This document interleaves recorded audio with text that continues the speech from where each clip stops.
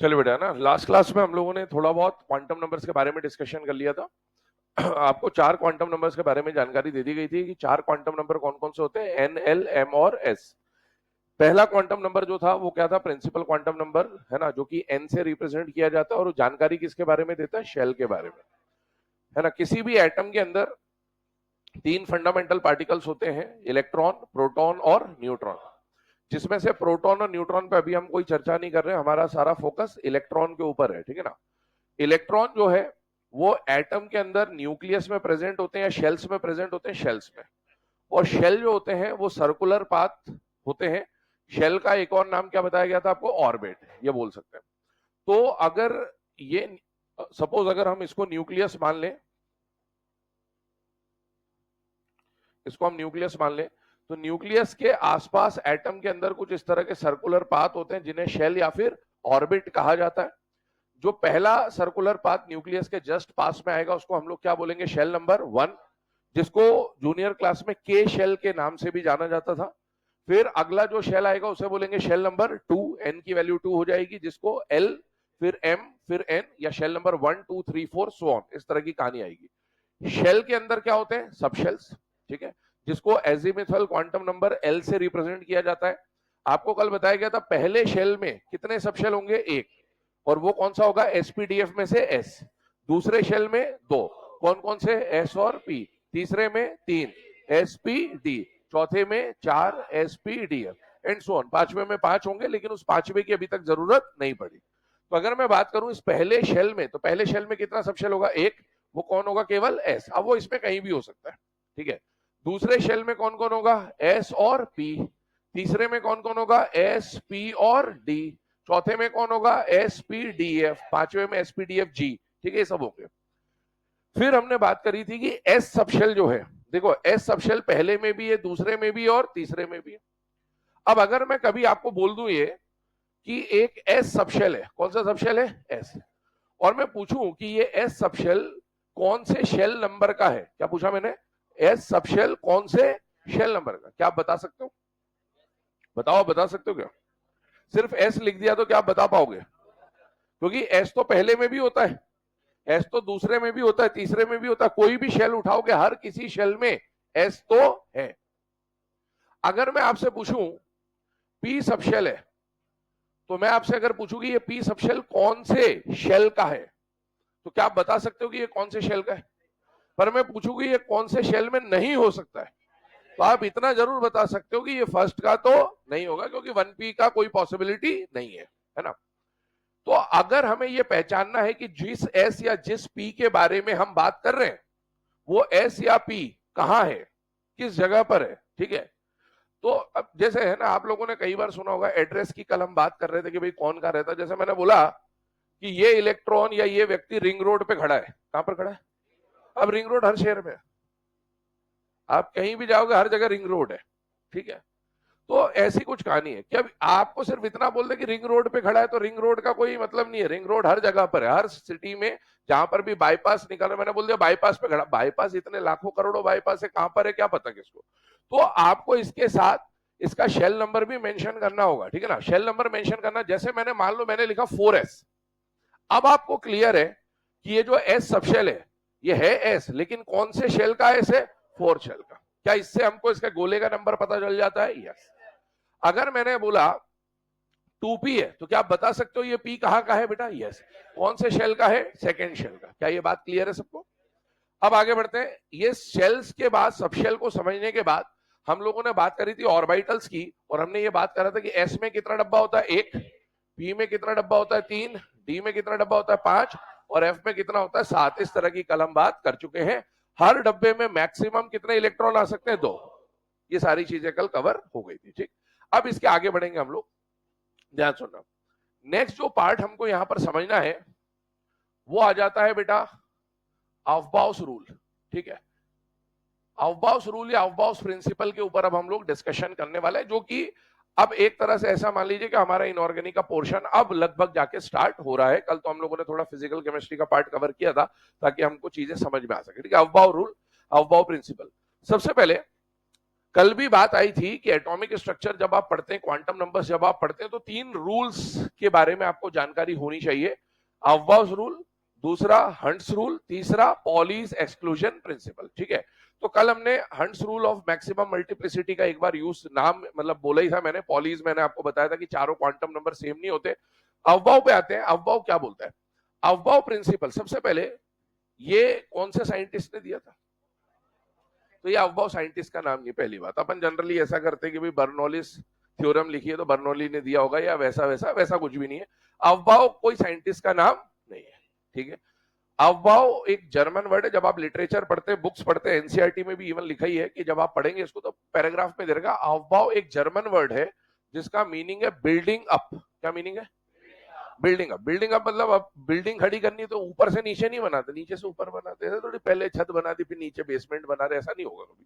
किसी भी चीज को हमेशा जब भी हमें बिल्डअप करना है तो बेस से स्टार्ट करते हैं। जैसे आपको पढ़ाया जाएगा तो ऐसा थोड़ी कि डायरेक्ट पहले ट्रेंड बता दिया बाद में बताया हाइड्रोजन का एटॉमिक नंबर 1 होता है ना। 12वीं में जाके ऐसा नहीं सीखते कि हाइड्रोजन का एटॉमिक नंबर 1 है और शुरू में नर्सरी में आपको IE EN के ट्रेंड बता दे, कोई मतलब नहीं, समझ ही नहीं आएगा। ठीक है, इतना बेस से बताने के बाद भी नहीं समझ आता तो उल्टा चलेंगे तो कभी समझ ही नहीं आएगा। ठीक है, तो यही कहानी है। जब हम है ना अवबाव की बात करते हैं तो अवबाव वर्ड जो है इसका मीनिंग है बिल्डिंग अप। बिल्डिंग अप कहने का मतलब है कि यहां पर हम इलेक्ट्रॉन के फिलिंग का सीक्वेंस समझेंगे। किसका सीक्वेंस समझेंगे? इलेक्ट्रॉन की फिलिंग। ये जो तीनों रूल है ना, अवबाव है ना, हंट्स रूल, या फिर हम बात करें पॉलीज एक्सक्लूजन प्रिंसिपल, ये सारे के सारे इलेक्ट्रॉन की फिलिंग के लिए बनाए गए कि जब भी हम इलेक्ट्रॉन को फिल कर रहे हैं तो इलेक्ट्रॉन के लिए कल बताया था एटम के अंदर शेल, शेल के अंदर सबशेल, सबशेल के अंदर ऑर्बिटल, ऑर्बिटल के अंदर इलेक्ट्रॉन। अब हमारे दिमाग में सबशेल चलना चाहिए फिलहाल में। क्या चलना चाहिए? सबशेल।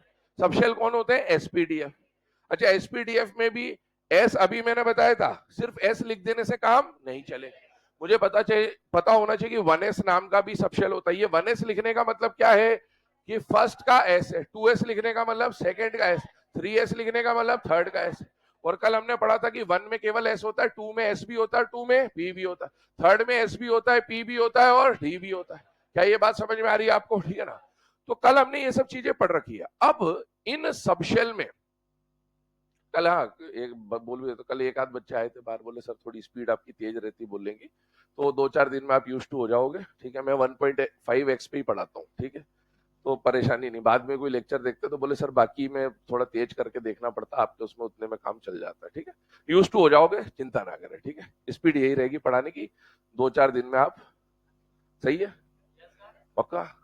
ठीक है, 1s की बात कर रहे हैं। ठीक है, 1s, 2s, 2p, 3s, 3p, 3d। 4 में कौन कौन होगा? 4s, 4p, 4d और 4f। इसी तरीके से 5 में हम बढ़ते जाएंगे, 6 में बढ़ते जाएंगे, 7 में बढ़ते जाएंगे। अब ये जितने भी सबशेल्स हैं ये सारे सबशेल एसपीडीएफ। बस इसके साथ 1 2 3 4 क्या बता रहा है कि ये कौन से शेल का सबशेल है। इलेक्ट्रॉन इन्हीं सबशेल के अंदर ही आएंगे क्योंकि इन्हीं सबशेल के अंदर डब्बे होंगे और उन्हीं डब्बों में क्या होते हैं? इलेक्ट्रॉन। तो मैंने कल आपको बोला भी था कि हम बोलते हैं कि एटम के अंदर इलेक्ट्रॉन होता है, सही है, शेल के अंदर इलेक्ट्रॉन होता है, सही है, सबशेल के अंदर इलेक्ट्रॉन होता है, सही है। क्या इन सबशेल में इलेक्ट्रॉन है या नहीं है? है। अब इन सबशेल में से इलेक्ट्रॉन जब आएगा तो इलेक्ट्रॉन पहले 1s में आएगा कि 3p में आएगा कि 4s में आएगा कि 3d में आएगा। मतलब इलेक्ट्रॉन आएगा तो पहले कहां आएगा और दूसरी बार कहां आएगा, तीसरी बार कहां आएगा, चौथी बार कहां आएगा। उसका एक सीक्वेंस हमें बनाना है कि इलेक्ट्रॉन का फिल होने का जो इंक्रीजिंग ऑर्डर ऑफ एनर्जी है वो क्या है, और उसको बताने का काम किसने करा? अवबाव रूल ने। बिल्डिंग अप मतलब इलेक्ट्रॉन लोअर से हायर एनर्जी के सीक्वेंस में भरे जाते हैं। हमेशा इलेक्ट्रॉन पहले उस सबशेल में जाएगा जिसकी एनर्जी सबसे कम है और फिर उसके बाद वहां जाएगा जिसकी एनर्जी उससे ज्यादा, फिर उससे ज्यादा, फिर उससे ज्यादा, क्योंकि पहले वही काम हो सकता है जिसमें कम एनर्जी लगती है और जैसे जैसे एनर्जी बढ़ती जाएगी उसको वो काम होने की टेंडेंसी थोड़ी थोड़ी कम होती जाएगी। तो पहले इलेक्ट्रॉन वहां जाएगा जहां पर एनर्जी सबसे कम है। अब एनर्जी का पता कैसे करें? वहां जाके तराजू लेके तो जाएंगे नहीं कि एनर्जी नाप रहे हैं। ठीक है ना, तो उसके लिए इन्होंने एक तरीका बताया कि आपको एक N+L रूल को फॉलो करना है। किसको फॉलो करना है बेटा? N+L rule. अब ये N कल हमने पढ़ा, N का मतलब क्या होता है? Principal quantum number. क्या अगर मैं आपको कोई सबशेल लिख के दे दूं, जैसे मैंने सबशेल लिखा 1s, तो क्या आप N की वैल्यू बता सकते हो? बिल्कुल बता सकते हो, नहीं बता सकते तो काम खत्म है अब, ठीक है। आगे सुनिए, एल की बात करें, एल का मतलब क्या था, एजीमुथल क्वांटम नंबर, कल पढ़ लिया था हमने। एस के लिए एल की वैल्यू क्या होती है, 0, पी के लिए 1, डी के लिए 2, एफ के लिए 3, ये हमें पता है। अब मैं आपको रैंडमली 2-4 सबशेल लिख के दे रहा हूं, हमें कोई जरूरत नहीं इसकी, हम लोग सीधे वो सांप वाला एक डायग्राम आपने देखा होगा, नागिन जैसे ऐसे चलता ना, बट अपन समझ ले रहे हैं 2-3 चीजें, ताकि हमें क्लियर रहे कि भाई किस बेसिस पे इसको बनाया गया है। ये मैंने लिख दिया कुछ सबशेल्स। अब आप कैलकुलेशन देखो, जगह नहीं मिल रही क्या मालूम, कौन मना कर दिया? अरे उधर नहीं बैठना बेटा, बालिकाओं के बीच में कहा है?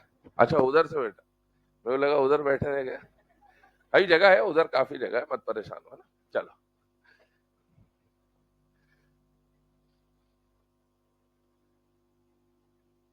चलो, है ना, अब इधर ध्यान दीजिएगा।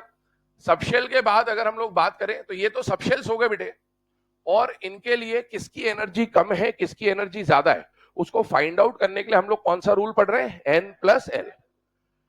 अब हम लोग क्या है कि यहां पर कुछ एग्जांपल समझ रहे हैं। वैसे हमारे पास 7 शेल तक हमको पढ़ना है। कौन से शेल तक पढ़ना है? 7। हमारे पीरियोडिक टेबल में 7 पीरियड्स होते हैं, तो हमें 7 शेल तक पढ़ना है। अगर हम हर किसी का ये निकालने बैठ गए तो हमारा बहुत टाइम वेस्ट होगा, इसलिए हम बस एक एग्जांपल समझ ले रहे हैं, बाकी हम डायग्राम डायरेक्टली बना लेंगे, वो आपको ट्रेंड समझ में आ जाएगा। मुझे बताइए इसके लिए एन की वैल्यू कितनी है, 1। इसके लिए एन की वैल्यू 2, 2, 3, 3, 3 और 4। ये बात तो समझ में आ जाती है। अब एल की वैल्यू पे चलते हैं। एल की वैल्यू में पहले मैं सिर्फ एस की बात कर लेता हूं, हर जगह जहां जहां एस है, तो यहां पर एस है, यहां पर एस है, यहां पर एस है और यहां पर एस है। एस के लिए एल की वैल्यू कल पढ़ी थी हमने, क्या होती है, 0, 0, 0 और 0। फिर आता है पी, तो पी के लिए वैल्यू क्या थी, 1, और डी के लिए वैल्यू क्या थी, 2। ये हमने लिख दिया। अब इसको सम कर लेना है ना। अब इतना तो मेरे हिसाब से एड वेड करना आता ही है। तो इसका वैल्यू आ गया 1, 2, 3, 3, 4, 5 और 4। ये जो सम आया है 1, 2, 3, 4 जो भी आ रहा है, इसके बेसिस पे डिसाइड होगा कि किसकी एनर्जी कम है और किसकी एनर्जी ज्यादा है। इन सारे नंबर में से सबसे छोटा नंबर कौन है, 1, तो इसकी एनर्जी इन सभी में सबसे कम है। तो सबसे लोअर एनर्जी बताइए इनमें से किसकी हो गई, 1 है। इससे ज्यादा एनर्जी पे अब 1 वाला और कोई नहीं है, अब 1 से ज्यादा एनर्जी 2 की, 2 की है ना। अब 2 वाला केवल एक ही है और कोई नहीं है, तो 2 वाला कौन है, 2s। तो इस 2s की एनर्जी 1s से ज्यादा। फिर इससे ज्यादा पे 2 से ज्यादा वैल्यू कौन सी है, 3। 3 वाला अकेला है या एक से ज्यादा कैंडिडेट है, एक से ज्यादा कैंडिडेट है, दोनों का 3 है। अब दोनों का 3 होने का मतलब आप ऐसा नहीं कर सकते कि आप 2p और 3s की एनर्जी बराबर लिख दो, आप ये नहीं कर सकते। अगर दोनों के N+L की वैल्यू बराबर आती है तो आपको इसने पहला तो इसने क्या बोला कि जिसके N+L की वैल्यू ज्यादा उसकी एनर्जी ज्यादा, उसी पे चल रहे हैं। और दूसरा इसने बोला कि अगर N+L की वैल्यू दो केसेस में बराबर हो जाए, जैसे 3 और 3 आ रहा है, तो जिसके N की वैल्यू बढ़ी, जिसकी N की वैल्यू बढ़ी उसकी एनर्जी ज्यादा। अब मुझे बताओ, अगर ये भी 3 है ये भी 3 है, तो N+L के हिसाब से तो ये टाई हो गया। अब सुपर ओवर खेल रहे हैं, है ना, टाई हो गया, तो टाई ब्रेकर के फॉर्म में किसको यूज कर रहे हैं, N को। इसका N का वैल्यू 2 है, इसका N का वैल्यू 3 है, तो दोनों में से बड़े N की वैल्यू ये है।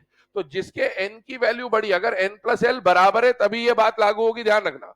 अगर N+L बराबर है तो दोनों में से जिसका N ज्यादा उसकी एनर्जी ज्यादा, मतलब 3s की एनर्जी ज्यादा मानी जाएगी और 2p की एनर्जी कम मानी जाएगी। इसका मतलब है 2s के बाद आएगा 2p और 2p के बाद कौन आएगा, 3s। अब आगे बढ़ते हैं। इसके बाद की एनर्जी का सीक्वेंस देखें तो बताइए 3 के बाद कौन सा नंबर आएगा, 4। 4 वाले ये दो कैंडिडेट है यहां पर, कौन कौन है, एक तो है 3p और एक है 4s। क्या इन दोनों के N+L की वैल्यू टाई हो चुकी है बेटा, यस। अगर N+L टाई हो चुका है तो फिर किसके बेस पे देखा जाएगा, N के बेस पे। इसका N 3, इसका N 4, यहां से भी दिख जाएगा। तो भाई पहले कौन आ जाएगा, 3p, फिर कौन आ जाएगा, 4s। इससे ज्यादा एनर्जी किसकी, 5 वाले की, दैट इज 3d। तो ये आपको 11th क्लास में जब क्वांटम नंबर पढ़ते हो तब भी पूछा जाता है कि why the energy of 4s is lower than 3d वगैरह वगैरह फलाना ढिमाका, और अपन ये N+L रूल से इसको समझते हैं। तो इस तरह से ये सीक्वेंस आगे बढ़ता जाएगा। अब जरा इस सीक्वेंस को हम लोग एक साथ देख लेते हैं सारे शेल्स के लिए। ध्यान रखना, ये जो 1s 2s 2p वगैरह, ये किसके बारे में बात हो रही? सब शेल्स के बारे में। कौन सा इलेक्ट्रॉन किस सब शेल में पहले जाएगा और कौन सा इलेक्ट्रॉन किस सब शेल में बाद में जाएगा। ध्यान से सुनना मेरी बात, समझना इस बात को। ये बनाया मैंने न्यूक्लियस, ये पहला शेल, ये दूसरा शेल, ये तीसरा शेल और ये चौथा शेल। ये 4 शेल बना दिए मैंने। सुनते जाना, समझते जाना। आगे जाके इनऑर्गेनिक केमिस्ट्री में हम कई जगह पर यूज करेंगे कि दिस एटम या this element contains vacant 3d orbital, इस तरह की बातें आएंगी, तो वो भी समझ लेते हैं ना। इसमें जनरली कुछ बच्चे कंफ्यूज रहते हैं, इसलिए बता देता हूं। पहले शेल में एक ही सब शेल है, कौन सा? 1s। दूसरे में कितने? 2। कौन कौन? s और p। पर कौन सा s? 2s। कौन सा p? 2p। तो भैया दूसरे में आ गया 2s और 2p। अब इसको मैं s को इधर और p को इधर लिख सकता हूं, उसमें कोई परेशानी नहीं है ना, ये ध्यान रखिएगा। तीसरे में 3 s p और d। चौथे में 4 s p d और f। ठीक है। अब इलेक्ट्रॉन, ये तो देखो, अगर मैं आपसे पूछूं कि 3s सबशेल, 3s कौन से शेल में आता है? खत्म बात। 3s में 3 लिख रहा है। अगर मैं पूछूं 4s कौन से शेल में आता है? 4। 5s कौन से शेल में आता है? 5। 6f कौन से सबशेल में आएगा? 6, सॉरी, कौन से शेल में आएगा? 6। मैं आपको बोलूं 5d कौन से शेल में आएगा? 5। गोला फिक्स है। ये वाला d किसका है? 5वें गोले का है। ये वाला f किसका है? 6ठे गोले का है। ये वाला s कौन से गोले का है? 3रे गोले का है। ये तो पोजीशन हुई कि एटम के अंदर ये वाला s या ये वाला d या ये वाला f कौन से शेल में मिलेगा, वो तो इसके साथ ही लिखा होता है। ठीक। लेकिन जब इलेक्ट्रॉन भरने की बारी आती है तो है तो ये सारे, लेकिन इनमें से इलेक्ट्रॉन हो सकता है कि सीक्वेंस में ना भरे, पहले इसमें भर जाए, फिर उसमें भर जाए, फिर इसमें भर जाए, फिर इसमें भर जाए। तो अब हम ये जानकारी निकाल रहे हैं कि ये सब अपनी जगह पर बैठे तो है, लेकिन इनमें से जैसे मान लो आप ये 1s हो गया, 2s हो गया, 2p हो गया। अब बारी आई मिठाई बांटने की, इलेक्ट्रॉन देने की। अब जरूरी नहीं कि इलेक्ट्रॉन देने वाला बराबरी ऐसे ही लाइन से दे। कभी कभी देखो ऐसे पेपर आते हैं स्कूल में, तो बांटते कैसे हैं? इधर उठा के बंडल यूं दे दिया, इधर दे दिया, इधर दे दिया, बांट लो। तो वो लार्ज है तो वो पहले वाले शेल में बैठा हुआ है, लेकिन उसके पास इलेक्ट्रॉन पहले पहुंचे इसकी कोई गारंटी नहीं। हो सकता है उससे पहले इसको मिल जाए, हो सकता है उससे पहले इसको भी मिल जाए, हो सकता है उससे पहले उसको भी मिल जाए। तो है तो वो फर्स्ट शेल में ही है, तो ये सेकंड शेल में ही है, तो ये थर्ड शेल में ही है, तो ये फोर्थ शेल में ही। लेकिन इनमें जब इलेक्ट्रॉन भरोगे तो इलेक्ट्रॉन सीक्वेंस से भरा जाए कि फर्स्ट वाले सबको पहले इलेक्ट्रॉन मिल जाए, ये जरूरी नहीं है। सेकंड वाले एस और पी को पहले इलेक्ट्रॉन मिल जाए, ये जरूरी नहीं है। थर्ड वाले एसपीडी लाइन से भरे, ये जरूरी नहीं। इलेक्ट्रॉन किस बेसिस पे भरा जाएगा? एनर्जी के बेसिस पे। किसके बेसिस में? और एनर्जी डिसाइड कौन करेगा? N+L रूल या ऑफ-बाउ रूल। क्या बात क्लियर है? अब सुनिएगा, मैंने अभी आपको बोला कि सबसे लोअर एनर्जी इनमें से किसकी है बेटा? 1s। इसका मतलब सबसे पहले इलेक्ट्रॉन किसको प्राप्त होगा? 1s को। मतलब जब इलेक्ट्रॉन भरने की बारी आएगी ना, तो सबसे पहले इलेक्ट्रॉन इसको मिलेगा। क्लियर? सही है एकदम। ठीक। दूसरी बात देखिएगा, अगर सेकंड 1s में इलेक्ट्रॉन भर गया, s में कितने मैक्सिमम इलेक्ट्रॉन आ सकते हैं? 2। इसमें 0 भी हो सकता है। भाई डब्बा खाली है, डब्बा दे दिया, मिठाई नहीं दी अंदर, क्या हो सकता है? क्या है? इसमें 1 इलेक्ट्रॉन भी आ सकता है, पर इसमें मैक्सिमम कितने आ सकते हैं? 2। अब वो 2 इलेक्ट्रॉन अगर आ गए और किसी के पास 10 इलेक्ट्रॉन, 10 मिठाई और ये 2 ही खा सकता, तो 8 किसी और को तो देनी पड़ेगी। तो अब इसके बाद में किसकी बारी आएगी? 2s। अब 2s की बारी आई तो बताइए 1s के बाद इलेक्ट्रॉन किसके अंदर फिल होगा? 2s। 2s के बाद इलेक्ट्रॉन किसमें फिल होगा? 2p और फिर 3s। तो यहां देखिए 2s के बाद इलेक्ट्रॉन 2p में गया और फिर किस में गया? 3s। ये सीक्वेंस चल रहा है कि इलेक्ट्रॉन किस किस में, किस सीक्वेंस में फिल हो रहे हैं। अच्छा, 3s के बाद अगर आप इस सीक्वेंस को देखें तो 3p, फिर 4s, फिर 3d। ध्यान देना, 3p 4s 3d, 3s के बाद 3p। अब देखो थर्ड में d पड़ा तो है, लेकिन 3d से लोअर एनर्जी किसकी है? 4s की। तो 3p के बाद इलेक्ट्रॉन 3d में नहीं जा रहा है, 3p के बाद इलेक्ट्रॉन किस में जा रहा है, 4s। और अगर इलेक्ट्रॉन 4s में, तो क्या 3d खाली पड़ा हुआ है, तो इसको हम आगे जाके बोलेंगे वेकेंट 3d ऑर्बिटल। क्या इसमें 3d है या नहीं है, पर उसमें इलेक्ट्रॉन नहीं भरा, वो अलग बात है, वो एनर्जी के हिसाब से डिसाइड हो रहा है। और एक बार 4s भर गया तो 4s के बाद इलेक्ट्रॉन किसमें भरना चालू होगा, 3d में। तो हमें यह पता होना चाहिए कि 3d कौन से गोले में आता है, थर्ड में। लेकिन इलेक्ट्रॉन भरते वक्त इसमें इलेक्ट्रॉन तीसरे नंबर पे भरे, ये जरूरी नहीं है। क्या बात क्लियर है सबको? पोजीशन चेंज नहीं हो रही है, sequence of filling of electron change हो रहा है on the basis of n+l rule. ठीक, चलिए अब एक काम करेंगे, यहां पर हम लोग अफबाउ रूल के ऊपर बात कर रहे थे, एनसीईआरटी का डायग्राम है, ध्यान सुनना। सबसे पहले शेल में कौन है, केवल s। कौन सा s है, 1s। सेकेंड में कितने सब शेल है, 2 है ना। अभी ये इसको लाइन को छोड़ दो, सिर्फ गोलों पे ध्यान दो। पहले में केवल s, दूसरे में 2 सबशेल s और p, तीसरे में 3 सबशेल sp d, चौथे में 4 sp d f, पांचवे में 5 sp d f g भी आएगा। इधर सुनते जाना, अभी आप बनाओ मत। सिक्स्थ में 6 होंगे sp d f g h, seventh में 7 होंगे, लेकिन उनकी जरूरत नहीं पड़ती है। अब देखो, अगर हम इसका डायग्राम बनाए, है ना, ये तो एनसीईआरटी का डायग्राम है, मैं आपको यहां पर बनाता हूं। पहले शेल में केवल s, दूसरे में s के साथ साथ p, तीसरे में 3, कौन कौन, s p और d। ये 3d कौन से शेल में आ रहा है, कौन से शेल में आ रहा है, लेकिन इसमें एनर्जी तीसरे नंबर पे भरी जाए ये जरूरी नहीं है। चौथे में कितने आएंगे, 4, 4s 4p 4d और 4f।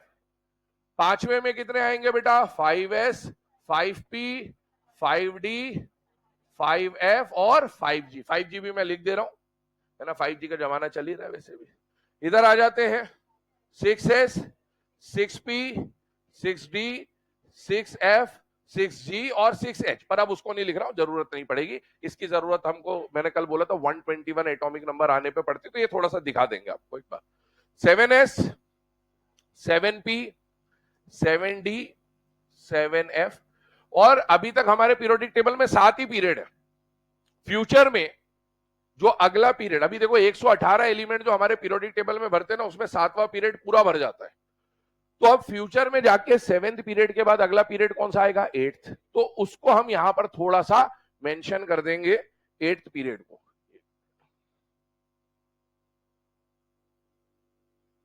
ठीक है, 8th पीरियड को हम लोग यहां मेंशन कर देंगे 8s के नाम से, क्योंकि स्टार्ट 8s से ही होगा, s p d f g s। अब जरा ध्यान सुनना, सबसे पहले इलेक्ट्रॉन, अभी मैंने n+l का वैल्यू बताया था, सबसे पहले इलेक्ट्रॉन किसमें गया था, 1s। 1s में गया था बेटा, 1s। अब आपको क्या करना है, ये जो लाइन बनाई है, लाइन का पहले डायरेक्शन देख लो, ऊपर से नीचे की तरफ, तीर किधर से चल रहा है, ठीक है।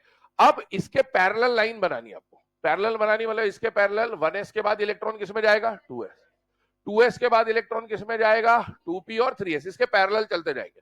तो सबसे पहले इलेक्ट्रॉन 1s, फिर 2s, फिर 2p, फिर 3s, फिर इसके पैरेलल बनाते जाओ, फिर 3p और 4s, फिर उसके बाद पैरेलल लाइन बनाओ तो 3d 4p और 5s, फिर उसके पैरेलल लाइन बनाओगे तो 4d 5p और 6s, फिर उसके पैरेलल लाइन बनाओगे तो 4f 5d 6p और 7s। एक बार इतना पहले लिख भी लेते हैं, सबसे पहले इलेक्ट्रॉन किसमें जाएगा, 1s। आप बताते जाइए, फिर 2s, फिर 2p, फिर 3s, फिर 3p, फिर 4s 3d 4p 5s, फिर आएगा 4d 5p, फिर आ जाएगा 6s 4f 5d और 6p, फिर आ गया 7s के बाद जाएगा 5f 6d 7p और फिर आ जाएगा 8s और सो ऑन। ये कहानी बनेगी।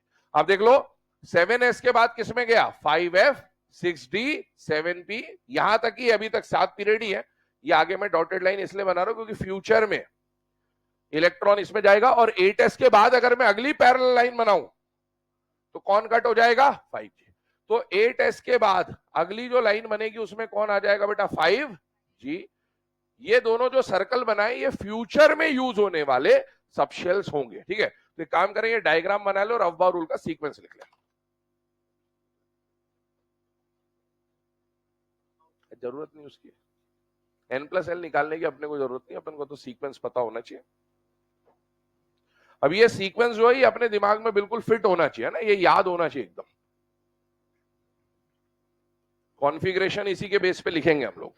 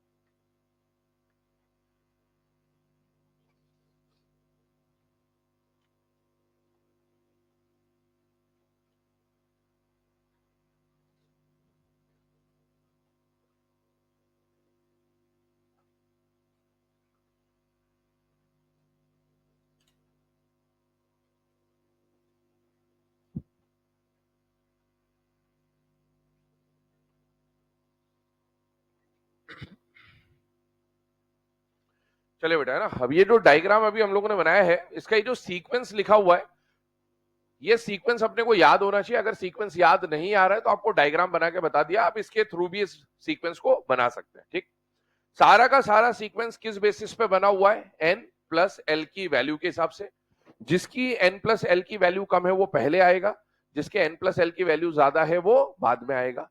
इनकेस n+l की वैल्यू बराबर हो जाती है तो जिसका n छोटा और जिसका n बड़ा, कम वाले की एनर्जी कम, ज्यादा वाले की एनर्जी ज्यादा। पर ये तभी लगाना है जब n+l की वैल्यू सेम हो।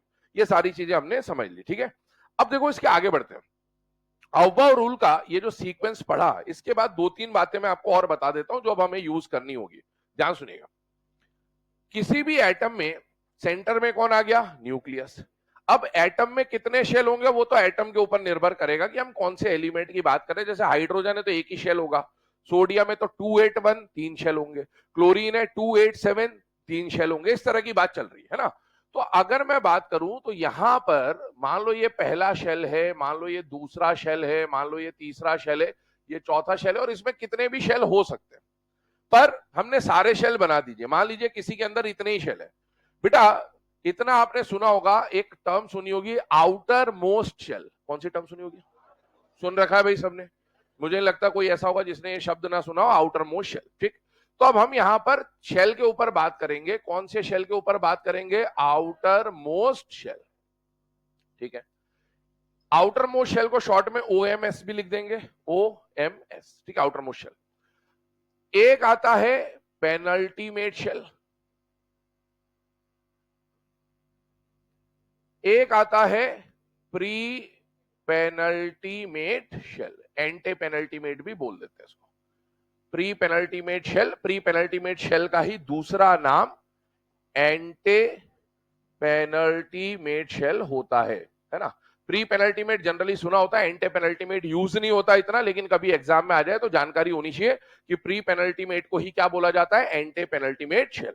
अब सुनिएगा, अगर हम बात करें तो आउटर मोस्ट शेल को रिप्रेजेंट किया जाता है एन से जनरली। ये रिप्रेजेंटेशन है, रिप्रेजेंटेशन का मतलब क्या, दर्शाना। ठीक है, ठीक है, सही है, एक तरह से मान ले।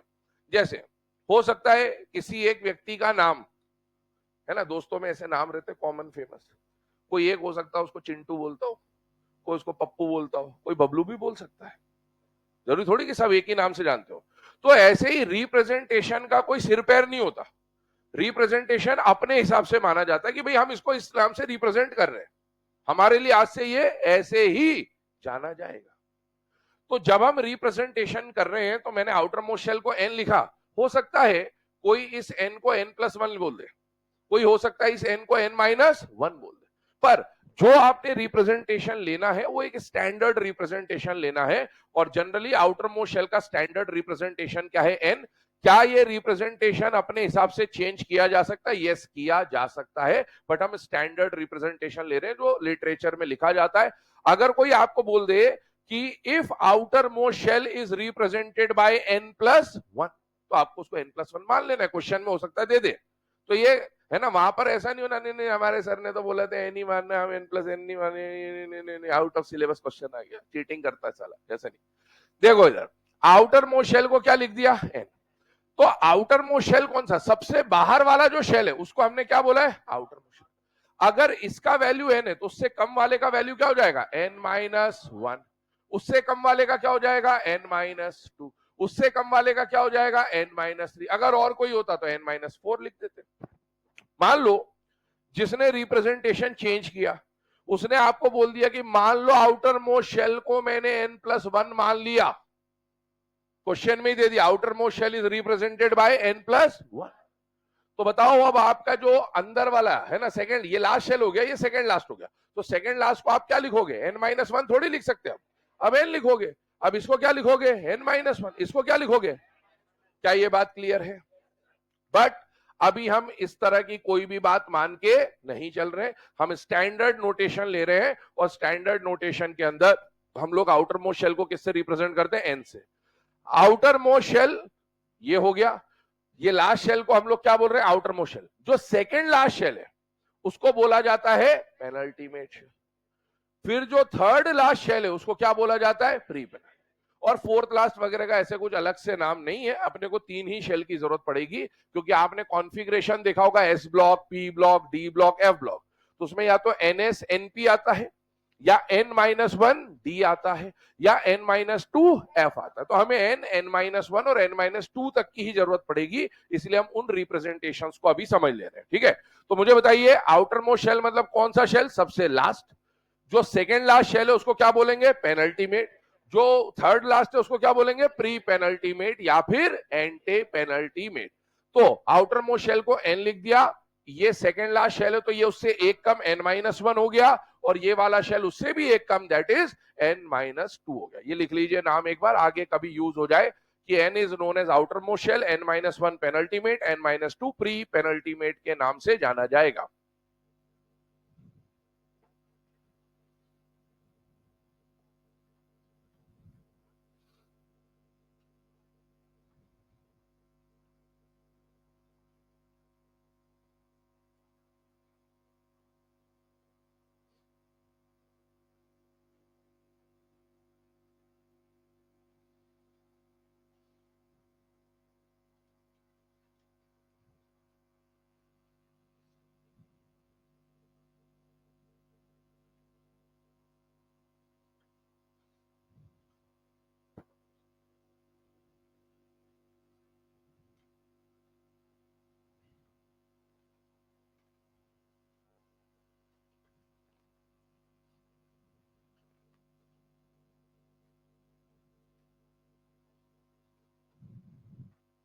चलिए, है ना, अब यहां पर ध्यान देंगे बेटा सभी लोग।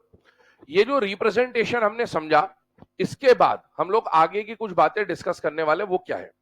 आज के लेक्चर में हमारा जो पूरा फोकस है वो किसके ऊपर है? सबशेल के ऊपर है। ध्यान सुनते जाना, समझते जाना। किसके ऊपर फोकस है? सबशेल। सबशेल कौन कौन है? Subshell SPDF. सिर्फ एसपीडीएफ बोलने से पता चल जाएगा क्या कौन सा एस है कौन सा पी है? नहीं। हमारे subshell 1s 2s 2p 3s 3p, वो जो अभी डायग्राम हमने देखा था, उन सबके ऊपर चर्चा कर रहे हैं। ध्यान सुनना। अब दो चीजें यहां पर माइंड में बिल्कुल क्लियर करना है आपको। वो क्या? जब आप किसी सबशेल की बात करते हो, मतलब एसपीडीएफ की बात कर रहे हो सकता है वो 1s हो 2s हो 3s हो, अभी मैं एसपीडीएफ बोल दे रहा हूं। जब आप किसी सबशेल की बात कर रहे हो तो आपको दो चीजों की जानकारी होनी चाहिए। पहला, कि वो जो सबशेल की आप बात कर रहे हो वो किस शेल में आता है। लेकिन इसी ये जो अवभाव रूल अभी हमने देखा, इसी अवभाव रूल के बेसिस पे हमारे पीरियोडिक टेबल का पूरा डिजाइन बना हुआ है। हमने बोला था कल कि हमारे पीरियोडिक टेबल में 4 ब्लॉक है एसपीडीएफ। हमने बोला था एस ब्लॉक में 2 ही ग्रुप है, पी ब्लॉक में 6 ग्रुप है, डी ब्लॉक में 10 ग्रुप है। तो हमारे पीरियोडिक टेबल का डिजाइन ऐसा बना, तो कैसे बना, उन सब चीजों के ऊपर अब हम लोग डिस्कशन करने वाले हैं। और उसके लिए हमें सबशेल के बारे में जानकारी होनी चाहिए। सबशेल के बारे में 2 क्वेश्चन आपसे पूछा जा सकता है। वो क्या? पहला क्वेश्चन, कि जो भी सबशेल आपको दिया है वो सबशेल किस शेल को बिलोंग करता है, और दूसरा, जिस सबशेल की आप बात कर रहे हो वो सबशेल कौन से पीरियड नंबर में आता है। सबशेल का शेल नंबर और पीरियड नंबर सेम हो ये बिल्कुल भी जरूरी नहीं है। पीरियड नंबर क्या बताएगा? देखो, अपना जो पीरियोडिक टेबल है ना, वो अवभाव रूल का वो जो n+l का वैल्यू है कि भाई पहले इलेक्ट्रॉन इसमें जाएगा, फिर उसमें जाएगा, फिर उसमें जाएगा, फिर उसमें जाएगा, उसके बेसिस पे बना है हमारा पीरियोडिक टेबल का डायग्राम। लेकिन सबशेल, जैसा भी मैंने 4s और 3d के बारे में आपको थोड़ी देर पहले बताया था कि 4s और 3d में से जब हम बात कर रहे हैं तो आप देख सकते थे कि यहां पर 4s में इलेक्ट्रॉन पहले गया था और उसके बाद में 3d में गया। 4s है तो फोर्थ शेल में ही, लेकिन इलेक्ट्रॉन भरते वक्त 3d से पहले इलेक्ट्रॉन इसके अंदर एंटर हो जाता है। तो अब हम एनर्जी के सीक्वेंस के ऊपर बात करने वाले हैं। वो सीक्वेंस क्या है, जरा ध्यान से देखिएगा। ये जो आपके सामने सीक्वेंस लिखा है, ये आपके पीरियोडिक टेबल का सीक्वेंस है। पीरियोडिक टेबल में इलेक्ट्रॉन सबसे पहले एस ब्लॉक में जाएगा, फिर 2s में जाएगा, फिर 2p में जाएगा। ये 1s 2s क्या है? फर्स्ट पीरियड का s, फिर उसके बाद सेकेंड पीरियड का s, फिर सेकेंड पीरियड का p, ऐसा चलेगा। अभी ये जो 1 2 3 4 ये शेल नंबर, ये पीरियड नंबर नहीं है, लेकिन एक सीक्वेंस को समझिएगा। और उस सीक्वेंस को समझने से पहले मैं आपको यहां पर बता भी देता हूं। हमेशा एक बात ध्यान रखना, 3 शेल बोले मैंने, n-1 और n-2। बहुत ध्यान सुनना। 4 सबशेल है आपके पास, s, p, d और f। ये जो n-1 और n-2 है, ये क्या बता रहे हैं? Shell number. क्या बता रहे हैं? Outer most shell, penultimate shell, pre penultimate shell. Shell लिखा है मैंने, मतलब ये किसको बता रहे हैं? शेल नंबर को। s और p का इलेक्ट्रॉन, आउटर मोस्ट इलेक्ट्रॉन की बात कर रहा हूं, हमेशा n में जाते हैं। किस में जाते हैं? इसका कहने का मतलब हम कौन से शेल की बात कर रहे हैं? Outer most S subshell, outer most P subshell. D का इलेक्ट्रॉन अभी आगे समझ में आ जाएगा, अभी बस एक ब्रीफ बता रहा हूं कि आगे क्या पढ़ने वाले हैं। डी का इलेक्ट्रॉन हमेशा n-1 में जाएगा। इसीलिए आप जब डी की कॉन्फ़िगरेशन भी पढ़ोगे ना, जनरल कॉन्फ़िगरेशन, तो उसमें आपको n-1 देखने को मिलेगा। कैसे देखने को मिलेगा बताता हूं थोड़ी देर में। n-2f, ये दिमाग में फिट कर लो। S और P के साथ 3 शेल है आपके पास, N, N-1, N-2, ये लास्ट तक काम आएगा। S और P के साथ जो शेल एसोसिएटेड होगा वो शेल कौन सा होगा? N, आउटर मोस्ट, N बोल रहा हूं अभी फिलहाल में। D के साथ जो शेल एसोसिएटेड होगा वो कौन सा होगा? N-1। और F के साथ जो शेल एसोसिएटेड होगा वो कौन होगा? N-2।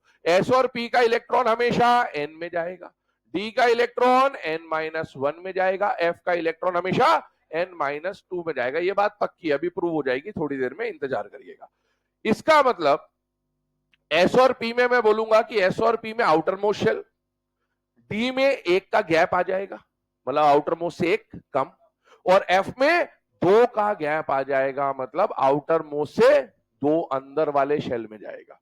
देखिएगा ध्यान से, कैसे पता चलता है, ध्यान से देखते जाइएगा। अच्छा मुझे बताइए, एलिमेंट एक लिया मैंने सोडियम, एक एलिमेंट लिया क्लोरीन, और एक एलिमेंट लिया मैंने जिंक। सुनते जाना है ना, पीरियोडिक टेबल का डिजाइन पे हल्का सा चर्चा कर रहा हूं। Sodium, chlorine, zinc. कल मैंने आपको बोला था कि अगर मैं आपसे पूछूं कि सोडियम कौन से ब्लॉक में आता है तो आप बताते हैं कौन सा ब्लॉक, एस। हमें पता है एस ब्लॉक में आता है क्योंकि हमने कई बार उसका डिजाइन देखा है, डायग्राम देखा है, तो हमें पता है कि एस ब्लॉक में आता है। क्लोरीन कौन से ब्लॉक में आता है, पी ब्लॉक। जिंक कौन से ब्लॉक में आता है, डी ब्लॉक। लेकिन सोडियम को एस ब्लॉक में ही क्यों रखा गया, क्लोरीन को पी ब्लॉक में ही क्यों रखा गया, और जिंक को डी ब्लॉक में ही क्यों रखा गया? इस सब के जवाब अभी हम यहां पर देख रहे हैं, और इनका जवाब हमें अफबाउ रूल से मिलेगा, क्योंकि अफबाउ रूल से हम लोग क्या लिख सकते हैं, इलेक्ट्रॉनिक कॉन्फ़िगरेशन। हमारा पूरा periodic table quantum number, Aufbau rule, electronic configuration के ऊपर बेस्ड है। ध्यान से देखते जाइएगा और समझते जाइएगा। सोडियम का एटॉमिक नंबर 11, क्लोरीन का 17, जिंक का 30। आई होप ये याद होगा, और जिसको ये याद नहीं उसका काम खत्म है, ये ध्यान रखिएगा। इतना तो याद होना ही चाहिए, कम से कम 1 से लेकर 30 तक याद होने चाहिए इस लेवल पे। सोडियम का अगर मैं कॉन्फ़िगरेशन बोलूं तो बेटा सबसे पहले इलेक्ट्रॉन किसमें जाएगा, 1s। अफबाउ रूल अभी हमने देखा था, फिर 2s, फिर 2p, फिर 3s। इसके आगे की इसमें जरूरत नहीं होती। अच्छा, सोडियम का कॉन्फ़िगरेशन, s में मैक्सिमम 2 इलेक्ट्रॉन, s में मैक्सिमम 2, p में मैक्सिमम 6, टोटल कितने हो गए 10। तो एक बचा हुआ इलेक्ट्रॉन, s में मैक्सिमम 2 आ सकते हैं पर है ही नहीं, एक ही बचा है, तो अपन ने 3s1 भर दिया।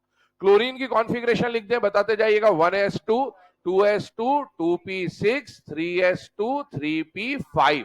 टोटल 17 इलेक्ट्रॉन अपन ने सीक्वेंस में भर दिए। ये सीक्वेंस कौन सा यूज हो रहा है, जो अभी थोड़ी देर पहले बताया था, अफबाउ रूल का सीक्वेंस।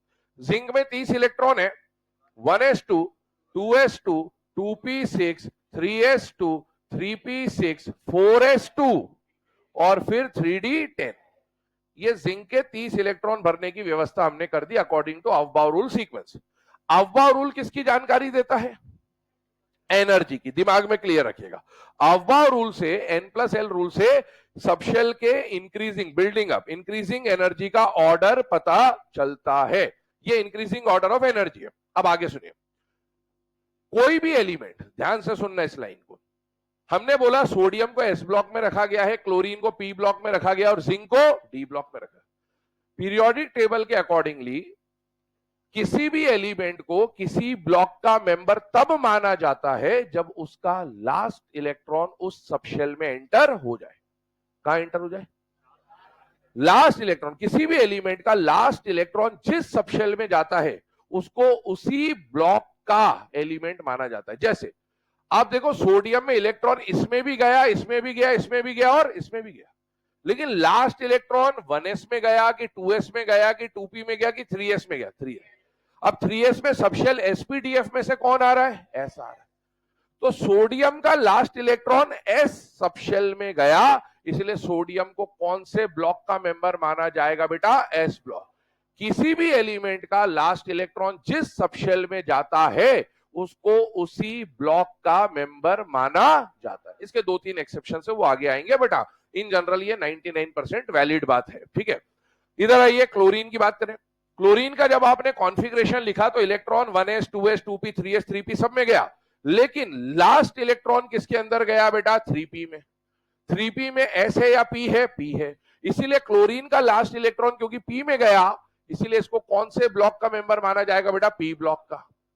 जिंक पे आइए, जिंक का लास्ट इलेक्ट्रॉन किस में गया, डी में, तो इसीलिए इसको किसका मेंबर माना जाएगा, डी ब्लॉक का। तो पहली चीज हमने ये समझी कि भाई S block, P block, D block, F block में जो जो एलिमेंट रखे गए हैं उनका बेसिस क्या है, उनका बेसिस है उनका कॉन्फ़िगरेशन।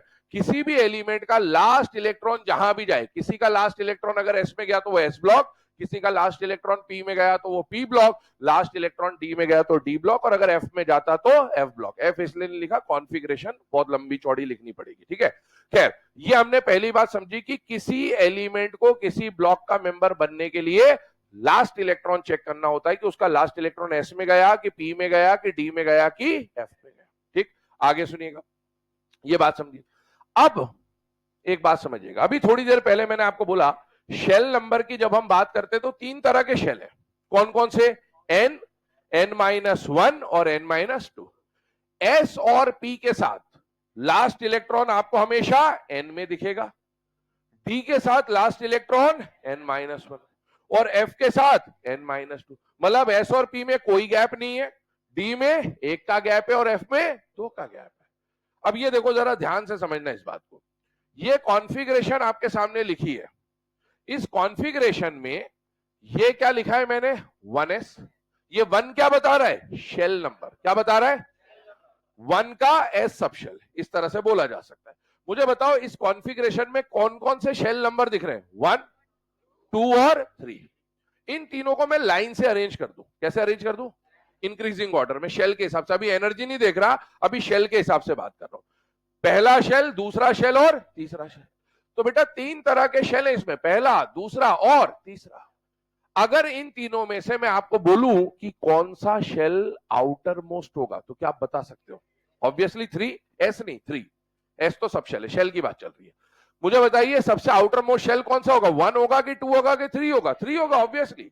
और जो सबसे आउटर मोस्ट शेल है क्या उसको हम एन से रिप्रेजेंट करते हैं, यस।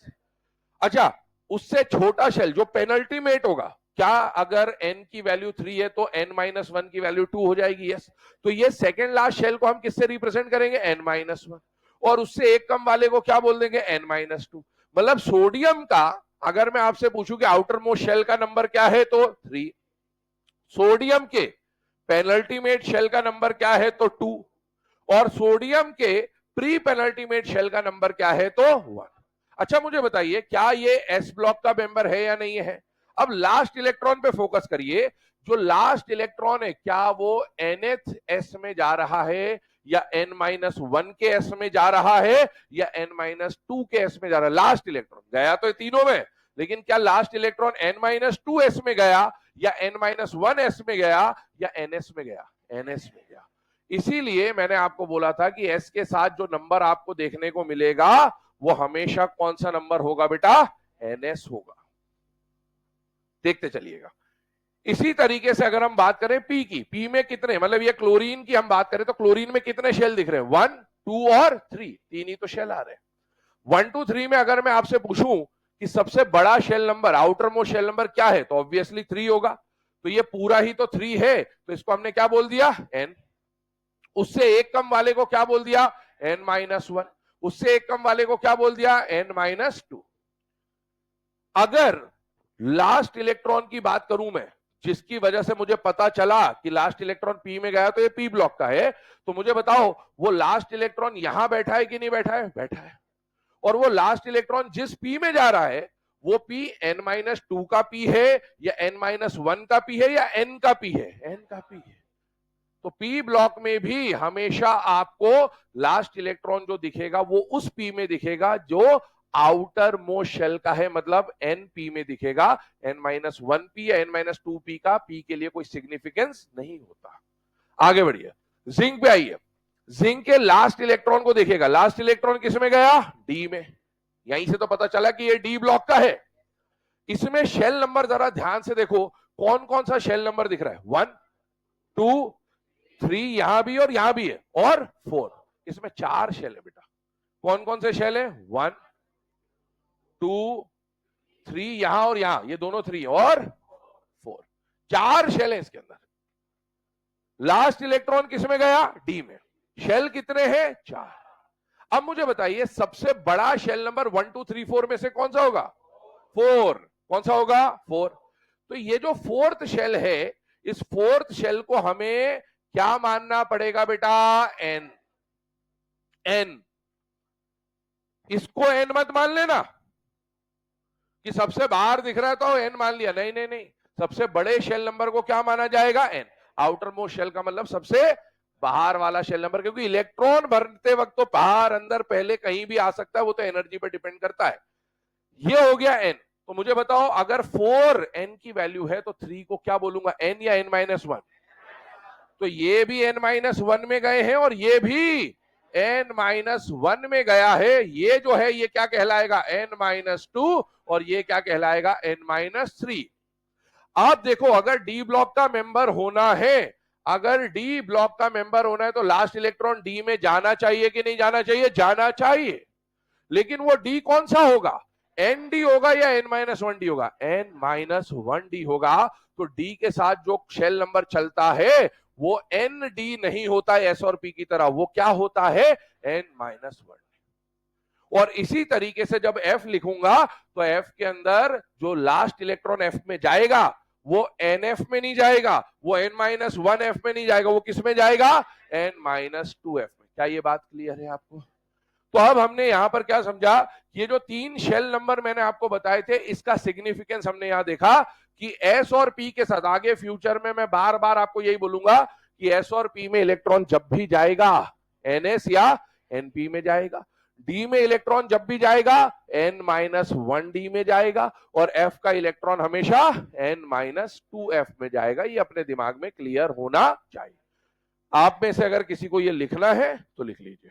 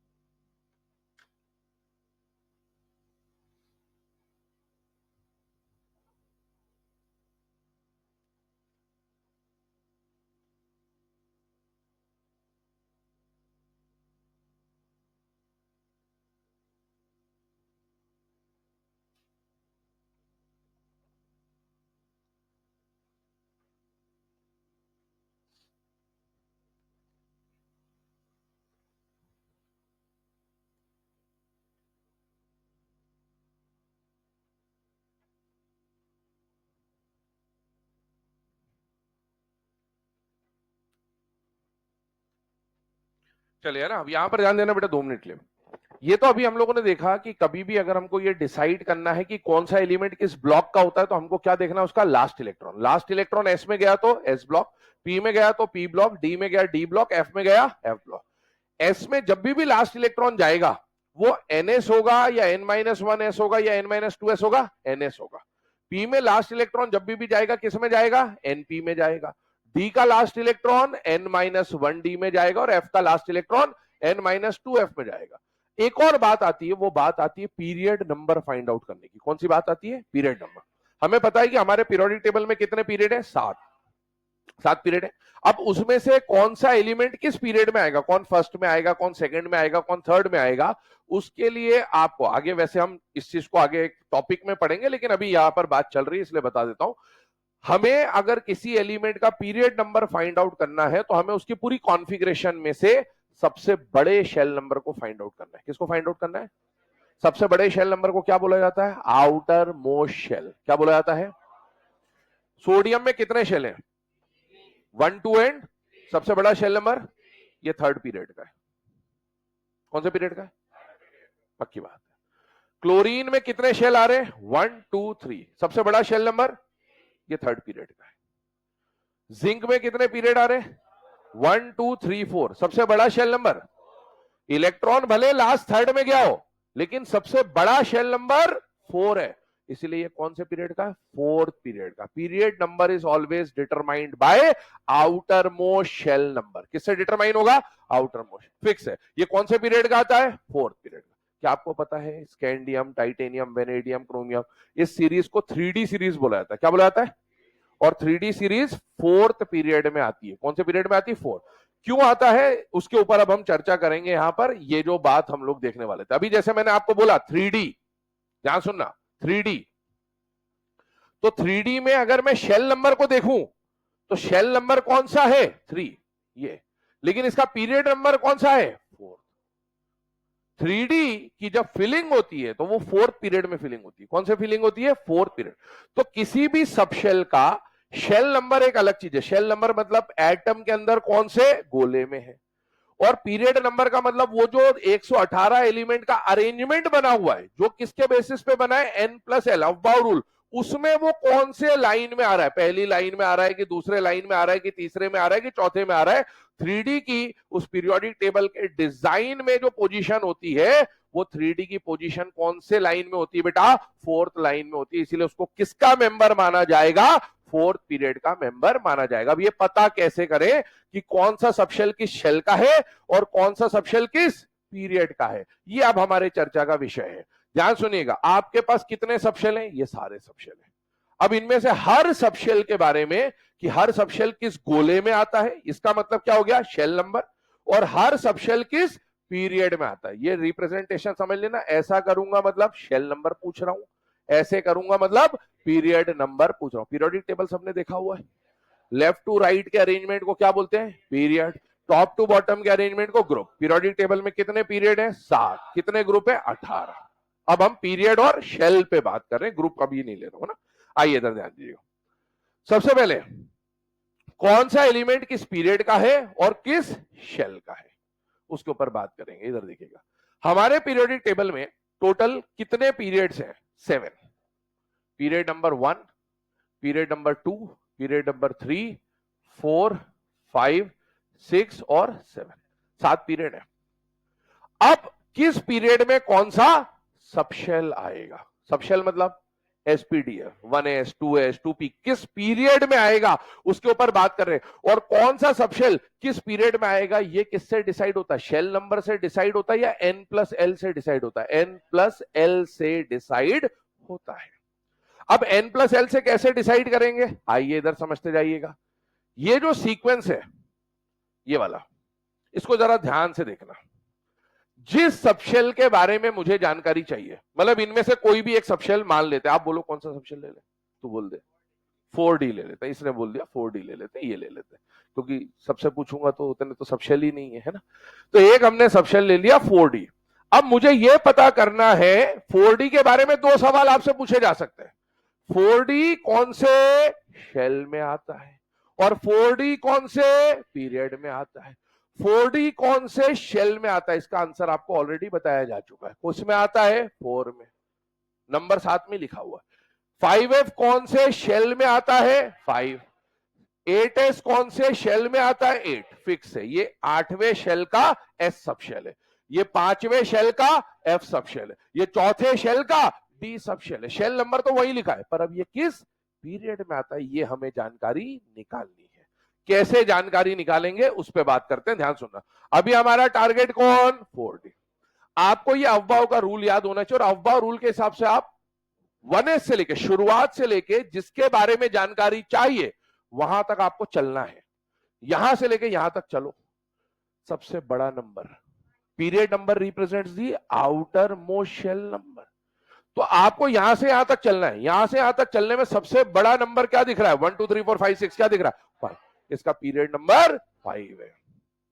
क्या बात समझ में आई, इसका शेल नंबर 4 है लेकिन इसका पीरियड नंबर 5 है। तो इसमें 4D की जो पोजीशन पीरियोडिक टेबल में आएगी ना, वो पहली दूसरी तीसरी चौथी लाइन में नहीं आएगा, 5वीं लाइन में आएगा। कौन सी लाइन में आएगा, जिसको हम 5th पीरियड बोलेंगे। क्या बोलेंगे 5th पीरियड। ध्यान सुनना, एक और एग्जांपल ले लेते हैं। मान लीजिए मैंने आपको बोल दिया 5F पे आ जाते हैं। आपको 5F से पूछा जाए कि 5F कौन से शेल में आता है, तो आंसर इज 5। लेकिन पीरियोडिक टेबल में 5F को पहली दूसरी तीसरी चौथी पांचवी किस लाइन में रखा गया, उसके लिए आपको यहां से लेके यहां तक चलना है। सबसे बड़ा नंबर, इसका मतलब ये कौन से पीरियड में आएगा, तो हम क्या बोलेंगे आगे, लैंग्वेज को समझना। 5F belongs to 7th period. क्या बोलूंगा मैं, 4D के बारे में बताओ, 4D belongs to 5th period. अच्छा मुझे बताओ 4D कौन से पीरियड में आ रहा है, 4 और 5 में कितने का गैप है। क्या मैंने अभी थोड़ी देर पहले बोलता कि D में 1 का गैप आएगा। अच्छा, ये 5F कौन से पीरियड में आ रहा है? मैंने थोड़ी देर पहले बोला था कि F में, क्या बात समझ में आ रही है आपको? S और P में कोई गैप नहीं आएगा, लेकिन D की जब भी बात होगी, D में हमेशा 1 का गैप होगा और F में हमेशा 2 का गैप होगा। अब मैं डायरेक्टली पूछता हूं, मुझे बताओ 3D कौन से पीरियड में आएगा? 1 का गैप। 4D कौन से पीरियड में आएगा? 5D किस में आएगा? सबसे बड़ा नंबर यही चल रहा होगा। और इसी तरीके से अगर 6D की बात करूं तो 3D series belongs to fourth period. 3D 3D belongs to fourth period, 4D belongs to fifth period, 5D belongs to six period, 6D belongs to, एक बार फिर से रिकॉल करेंगे, 3D series belongs to fourth period, 4D belongs to fifth period, 5D belongs to six period and 6D belongs to D में हमेशा 1 का gap. अच्छा, gap 2 तरह के होते हैं कि 3D belongs to second period, ये भी 1 का ही गैप है। अरे हाँ, होता नहीं है, पर बता रहा हूं ना, गैप के मतलब 2 होते हैं। क्या आपको मैंने बोला डी में 1 का गैप होता है, तो 3D को मैंने फोर्थ बता दिया, 3 और 4 में 1 का गैप दिख रहा है। 3D belongs to second period, ये भी 1 का ही गैप है, पर ये उल्टा वाला गैप है, ये नहीं चलेगा। ई ना चॉल्वे, ई ना चॉल्वे, इसको डायरेक्ट भी सॉल्व कर सकते हो। देखो, समझना है ना। आप मुझे बताओ किस पे बात चल रही? 3D पे। सुनना ध्यान से, मैथमेटिकली समझिए इस बात को। 3D लिया, एक और ले लेते हैं 4F, एक और कुछ बोल दो 6P, चलो एक और बोलो, S भी बता दो कोई भी, S बताओ भी, 5S ले लिया, चलो ठीक है। ये 4 ले लिया, एक S लिया, एक P लिया, एक D लिया और एक, चारों को समझा दे रहा हूं, ध्यान सुनना। मैंने आपको बोला था S के साथ जो नंबर होता है वो N-1, N-2 में से कौन सा होता है? तो आपको इसको NS ट्रीट करना है। कैसे ट्रीट करना है? अच्छा, P के साथ जो नंबर होता है वो क्या होता है? NP, ट्रीट कर लेंगे। D के साथ जो नंबर होता है वो क्या होता है? N-1D, N-1D। और F के साथ जो नंबर होता है वो होता है N-2F। ये बात तो समझ में आ जाती है। अब मुझे बताना, थोड़ी देर पहले मैंने आपको बोला था कि अगर मुझे पीरियड नंबर फाइंड आउट करना है, क्या फाइंड आउट करना है? क्या पीरियड नंबर का मतलब आउटर मोस्ट शेल नंबर होता है? क्या आउटर मोस्ट शेल को हम N-1, N-2 में से क्या लिखते हैं? N। मतलब अगर मुझे किसी का भी पीरियड नंबर निकालना है तो मुझे उसके N की वैल्यू निकालनी है। क्या बात समझ में आ गई इतनी? अच्छा, मुझे N की वैल्यू निकालनी है, तो बताओ, S को S से कैंसिल कर दिया, इसके N की वैल्यू क्या है? कौन से पीरियड का? डायरेक्ट ही दिख गया, S और P में कोई लफड़ा ही नहीं है। इसका बताओ N का वैल्यू क्या दिख रहा है? 6। तो ये कौन से पीरियड को बिलोंग करेगा? 6th पीरियड को, क्योंकि मुझे तो N की वैल्यू निकालनी है। ये जो 3 है ये N की वैल्यू है या N-1 की वैल्यू है? N-, और मुझे पीरियड नंबर के लिए N निकालना है, N-1 से मतलब नहीं है। अच्छा, मुझे बताओ, अगर N-1 की वैल्यू 3 है तो क्या N का वैल्यू, ये जो N आया है ये आपको क्या बता देगा? Period number. 3D series belongs to fourth period, mathematically भी प्रूव कर सकते हो। इधर आइए, 4F पे आ रहे हैं। 4F, F के साथ जो नंबर होता है वो हमेशा N-2 को रिप्रेजेंट करेगा। N-2 से हमें मतलब नहीं है, मुझे अगर पीरियड नंबर फाइंड आउट करना है तो मुझे N की वैल्यू निकालनी है। अगर N-2 की वैल्यू 4 है तो N का वैल्यू क्या 6 आएगा कि नहीं आएगा? बेटा आएगा। इसका मतलब 4F बिलोंग्स टू 6 पीरियड, 2 का गैप चल रहा है। अब आप इसको, मतलब वो वैसी बात है कि समझने के लिए कैसे भी समझ लो, कुल मिला के है ना, कंक्लूजन ये निकलता है कि S और P में कोई गैप नहीं होता, D में हमेशा और F में हमेशा। S और P के साथ हमेशा N को रिप्रेजेंट करा जाएगा, P के साथ हमेशा N को रिप्रेजेंट करा जाएगा, D के साथ हमेशा N-1 को, और F के साथ हमेशा। क्या बात क्लियर है? अच्छा, अगर मैं आपसे पूछूं, ये तो पीरियड नंबर निकाल लिया हमने, क्या निकाल लिए? Period number. मैं आपसे पूछूं ये कौन से शेल का है? ये कौन से शेल का है? तो देखो, S और P में जो पीरियड नंबर है वही शेल नंबर है, क्योंकि इसमें कोई गैप नहीं होता। D में कितने का गैप है? 1 का। इसके पीरियड नंबर अलग आएगा, इसका शेल नंबर अलग आएगा, दोनों में 1 का गैप आएगा। इसका पीरियड नंबर क्या निकला? 4। इसका शेल नंबर क्या है? 1 का गैप। यहां पर बताइए इसका शेल नंबर क्या होगा 4 और इसका पीरियड नंबर क्या है 6। क्या ये बात समझ में आ रही है आपको? हर सबशेल के लिए दो एट्रीब्यूट्स आपसे पूछे जा सकते हैं कि ये सबशेल एटम में किस शेल में है और पीरियोडिक टेबल में किस पीरियड में है। दोनों के आंसर हो सकता है सेम हो सकता है अलग भी हो। आइए इधर,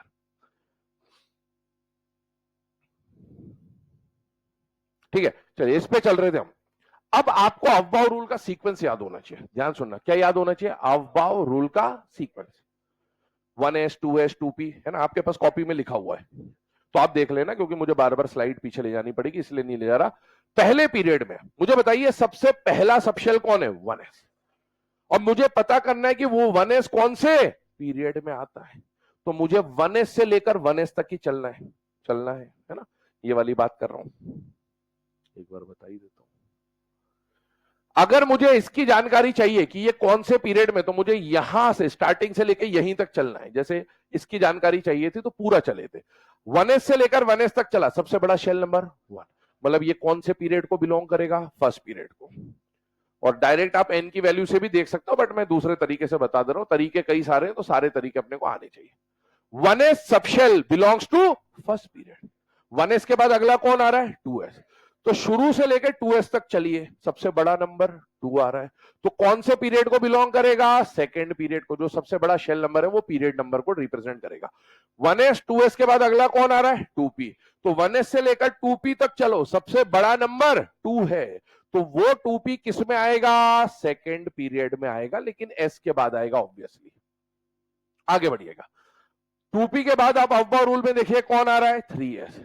तो 1s से लेकर 3s तक चलिए, सबसे बड़ा नंबर 3 है, मतलब वो फर्स्ट पीरियड में आएगा, सेकंड में आएगा या थर्ड में आएगा? थर्ड में, क्योंकि outer most shell number represents the period number. फिर 3s के बाद अगली बारी देखिए किसकी आ रही है? 3p की। तो 1s से लेकर 3p तक चलिए, सबसे बड़ा नंबर 3 आ रहा है, मतलब वो यहां पर बिलोंग करेगा थर्ड पीरियड में। इसके बाद अगला देखिए कौन आ रहा है? 4s। 3d नहीं आ रहा है, कौन आ रहा है? 4s। अब 1s से लेकर 4s तक चलने पर सबसे बड़ा नंबर 4 है, मतलब वो फर्स्ट पीरियड में आएगा, सेकंड में आएगा, थर्ड में आएगा, फोर्थ में आएगा? फोर्थ में। सबसे बड़ा नंबर पीरियड नंबर को रिप्रेजेंट करता है। 4s के बाद उस सीक्वेंस में देखिए कौन आ रहा है? 3d। अभी थोड़ी देर पहले बता ही दिया, वैसे तो 3d belongs to fourth period, लेकिन सीक्वेंस समझ लीजिए। 3d की बात चल रही है, 1s से लेकर 3d तक चलो, सबसे बड़ा नंबर 4 आ रहा होगा। कौन आ रहा होगा? तो 3d belongs to third period या फोर्थ पीरियड? Fourth period. यहां पर आ जाएगा 3d। उसके बाद आप देखोगे तो कौन आ रहा है? 4p।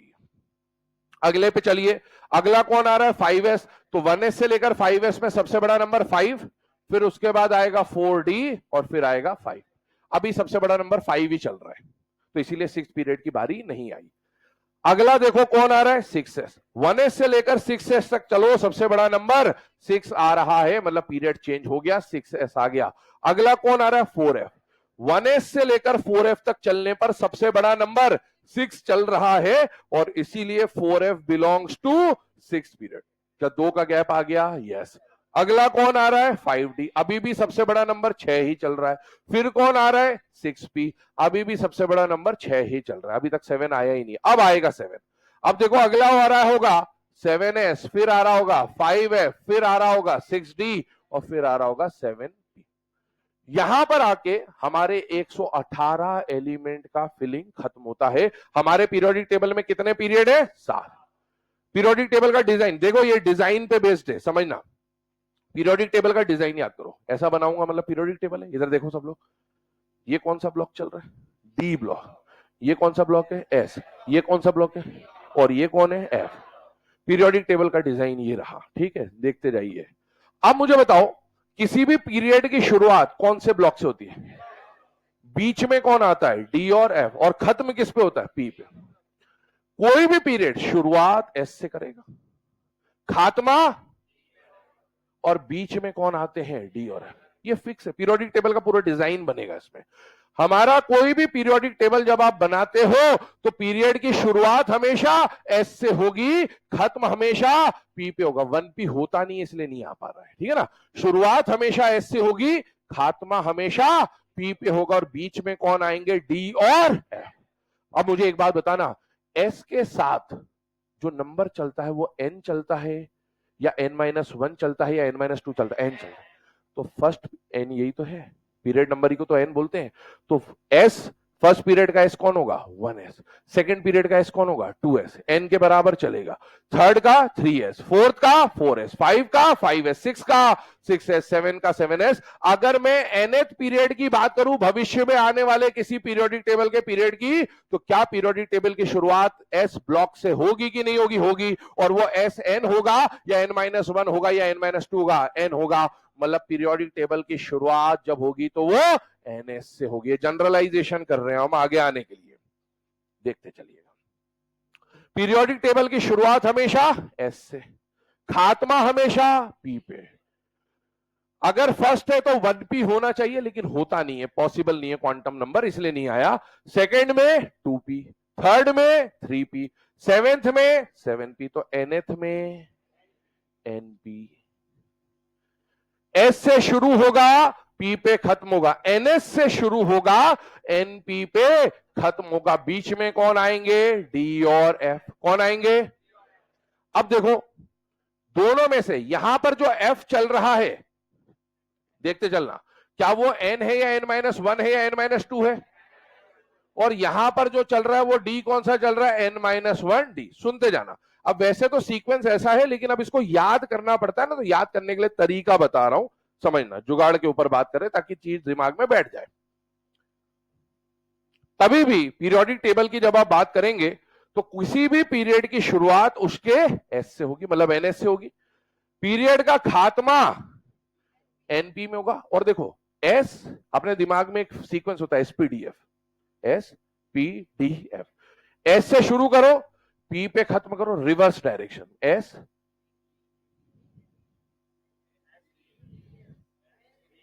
क्या बात समझ में आ रही है आपको? एस से शुरू करो, पी पे, फिर डी और एफ में कंफ्यूजन हो जाए, क्योंकि डी और एफ दोनों बीच में आने, तो डी कहां आएगा, एफ कहां आएगा? S P. फ्यूचर में अगर जी आया तो वो भी आएगा। देखो एस पी, यहां कौन आएगा? डी। डी के साथ जो नंबर होता है वो क्या होता है? n-1। फिर यहां कौन आएगा? एफ। एफ के साथ जो नंबर होता है वो, अगर फ्यूचर में जी कभी आया तो यहां आएगा, एफ के बाद कौन आएगा? जी। जी के साथ जो नंबर होता है वो क्या होता है?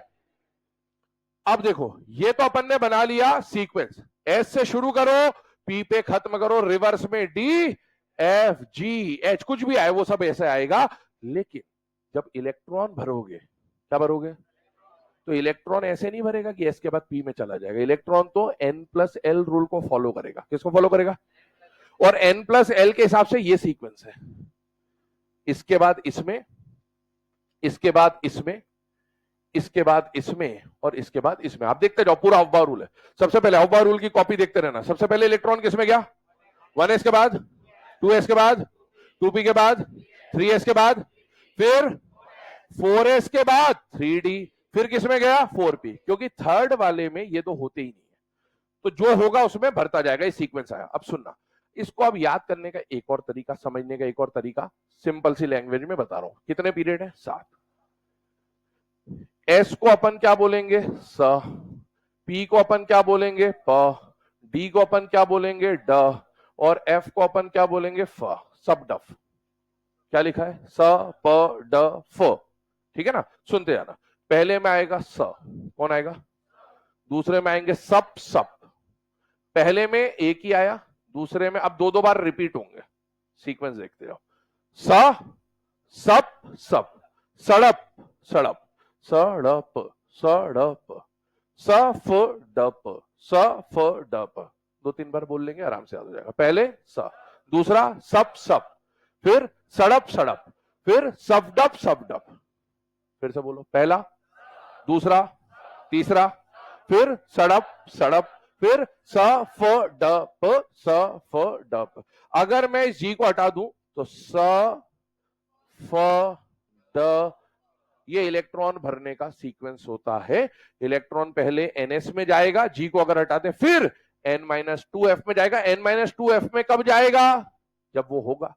1f नाम की कोई चीज होती नहीं है, 2f नाम की कोई चीज होती नहीं है, 3f नाम की कोई चीज होती नहीं है, 4f बिलोंग्स टू तो इसकी जरूरत होगी तो ही आएगा, है ना।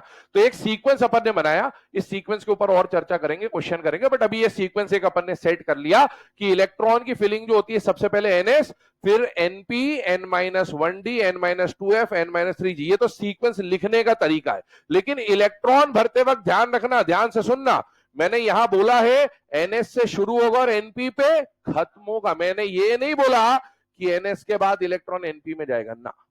इलेक्ट्रॉन कैसे जाएगा? स ड प स फ ड, मतलब इस पे खत्म होगा। ध्यान से सुनना शब्दों को, NS से शुरू होगा और NP पे खत्म होने का मतलब है बाकी इलेक्ट्रॉन इसके बीच में भरेंगे। उस बीच का सीक्वेंस याद करने के लिए हमने या तो SPDF ऐसा याद कर लो, और या फिर स सब सब सड़प सड़प सबडप सबडप सबडप याद कर लोगे तो इससे आपका अव्वाव रूल भी पूरा आ जाएगा। सबसे पहले S। अब देखो एक और बात समझना, आपने स प ड फ याद कर लिया, लेकिन सा तो पहले में भी आ रहा है, स, फिर सप सप, फिर सड़प सड़प, फिर सबडप सबडप।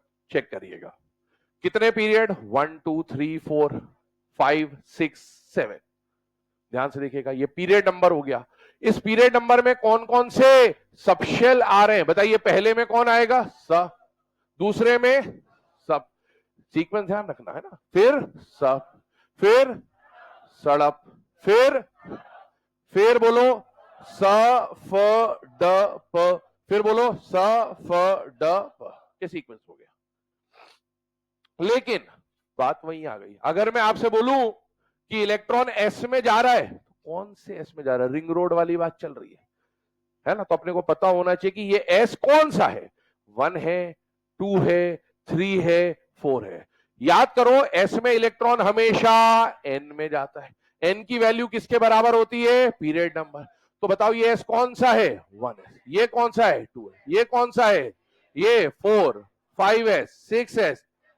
अच्छा, P में इलेक्ट्रॉन हमेशा किस में जाता है? N में। पहले में तो P है नहीं, तो ये कौन सा P होगा? 2P। ये कौन सा होगा? 3P। 4 वाला 4P, 5P, 6P, और अच्छा D में हमेशा एक का गैप होता है। D के साथ जो नंबर चलता है वो N चलता है या N-1 चलता है? पीरियड नंबर को ही अपन N बोलते हैं ना, ध्यान रखना इस बात का। D के साथ जो नंबर चलता है वो N चलता है या N-1 चलता है? N-1। मतलब यहाँ 4D लिखूं या 3D लिखूं? 3D। यहां कौन आएगा? 4D। यहां कौन आएगा? 5D। यहां कौन आएगा? 6D। आगे सुनिए, F के साथ जो नंबर चलता है वो N, N-1, N-2 में से क्या चलता है? N-2। तो अगर ये 6 है तो यहां क्या आएगा? 4F। यहां क्या आएगा? 5। ये आपका सीक्वेंस बन जाएगा। यही अव्वाव रूल का सीक्वेंस है, यही इलेक्ट्रॉनिक कॉन्फ़िगरेशन को फिल करने का सीक्वेंस। अब आगे की बात सुनिएगा, ये जो हमने सबशेल लिखा, इसके बाद की कहानी समझिए। इसके बाद हमसे पूछा जाएगा कि इसमें कौन कौन से एटॉमिक नंबर का रेंज आता है। जैसे अपन जानते हैं पहले पीरियड में हाइड्रोजन और हीलियम, तो एटॉमिक नंबर 1 भी आता है और 2 भी आता है। सेकंड में कौन आता है? Lithium, beryllium, boron, carbon, nitrogen, oxygen, fluorine, neon. मतलब एटॉमिक नंबर 3 से लेकर 10 तक आता है। इस रेंज के ऊपर बात कर रहे हैं। एक बात बताओ, पीरियोडिक टेबल की शुरुआत हमेशा S ब्लॉक से हो जाएगी और खात्मा हमेशा P ब्लॉक। अच्छा, S ब्लॉक में शुरुआत हमेशा ग्रुप 1 से होगी और P ब्लॉक में खात्मा हमेशा ग्रुप 18 में होगा। क्या फर्स्ट ग्रुप के एलिमेंट्स को याद करने का ट्रिक सबको पता है ली ना की रब से फरिया, है ना। जिसको पता है ठीक है, नहीं पता है तो भी ठीक है, आगे आ जाएगी चीजें, लेकिन हाँ यूज कर रहा हूं, है ली ना की रब से फरिया, ये एलिमेंट्स है। और इसी तरीके से ग्रुप 18 के जो एलिमेंट है, क्योंकि पीरियोडिक टेबल कहां से शुरू हो रहा है और कहां पर खत्म हो रहा है, ये दो चीजें हमेशा दिमाग में होनी ही चाहिए। बताइए यहां पर कौन आएगा? हीना, नीना और करीना, जीनत, रानी और ऑगी। हीना, नीना और करीना, जीनत, रानी और ऑगी, है ना। कई लोग है ना आगर करके 0 रन ऑगी, लास्ट में ऑगी, ऑगी अंदर कॉकरोचेस, ऑर्गेनाइजेशन, ठीक है ना। 118 ये लास्ट एलिमेंट है, 118 यही है। अब सुनो, ये दो चीजें हमेशा याद होनी चाहिए, इससे आपको पता चलेगा कि पीरियोडिक टेबल का पीरियड कहां से शुरू हो रहा है और कहां पर खत्म हो रहा है। फर्स्ट पीरियड हाइड्रोजन से शुरू होकर हीलियम पे खत्म होगा, सेकेंड पीरियड लिथियम से शुरू होके नियॉन पे खत्म होगा, थर्ड पीरियड सोडियम से शुरू होके आर्गन पे खत्म होगा, एंड सो ऑन। अब इनके एटॉमिक नंबर पे बात करते हैं। आगे एक टॉपिक आएगा मैजिक नंबर्स, उसमें भी हम पढ़ेंगे, बट अभी डायरेक्टली यूज कर रहा हूं। हाइड्रोजन का एटॉमिक नंबर 1, 3, 11, 19, 37, 55 और 87। ये एटॉमिक नंबर याद होने चाहिए। अगर ये याद नहीं है तो फिर बहुत दिक्कत आने वाली आगे। क्या इनर्ट गैस का एटॉमिक नंबर याद है? बताओ।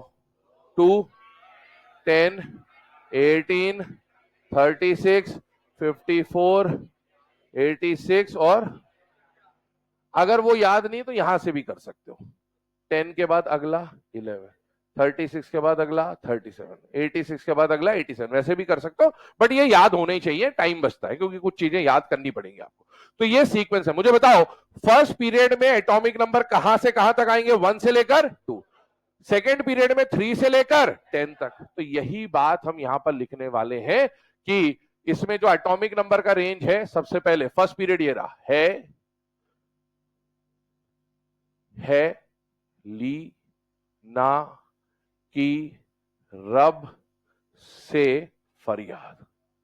और यहां पर जो आएगा वो क्या आएगा? हीना, नीना और करीना, जीनत, रानी और औगी। अब इनके जो एटॉमिक नंबर्स हैं उस पर बात कर लेते हैं।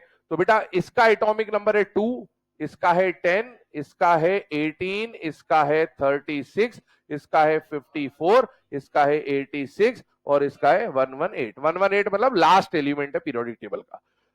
अगर हाइड्रोजन याद नहीं है तो काम ही खत्म है। इसका 2 है तो इसका 3 है, इसका 10 है तो इसका 11 है, 18 के बाद 19, 36 के बाद 37, 54 के बाद 55 और 86 के बाद 80।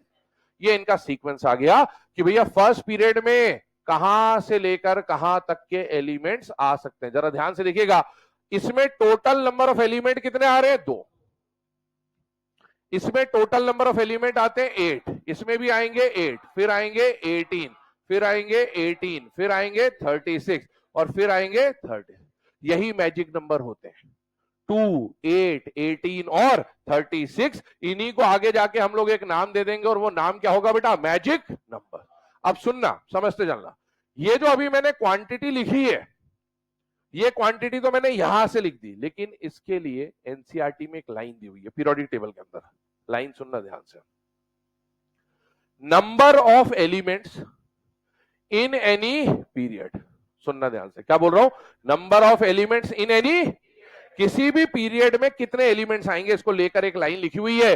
Number of elements in any period is twice the number of period orbital या सबशेल ऑर्बिटल्स। इस तरह से लाइन लिखी हुई है। कहने का तात्पर्य यह है, किसी भी पीरियड में जितने भी सबशेल आते हैं, क्या इन सबशेल के अंदर ऑर्बिटल होंगे कि नहीं होंगे? होंगे। इनके अंदर डब्बे होते हैं, एस के अंदर 1 डब्बा, पी के अंदर 3 डब्बा, और उन हर डब्बे में कितने इलेक्ट्रॉन आते हैं? 2। वो ट्वाइस जो बोला है ना, वो नंबर ऑफ इलेक्ट्रॉन्स के लिए बोला गया है। क्या कहने का मतलब? एक काम करें, पहले इसको लिख लो फिर समझाता हूं।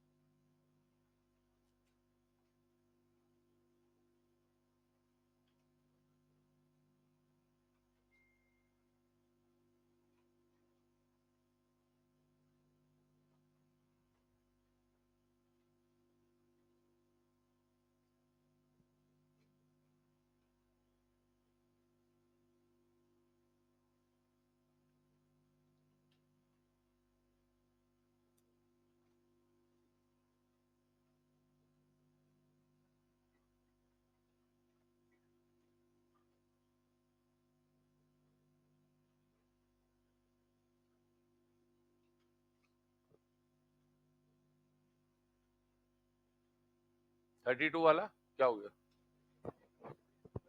30, अच्छा 6 लिख दिया क्या? सॉरी, इनर्ट गैस का एटॉमिक नंबर ही लिख दिया। यहां 32 आएगा ना, नंबर ऑफ एलिमेंट्स 32।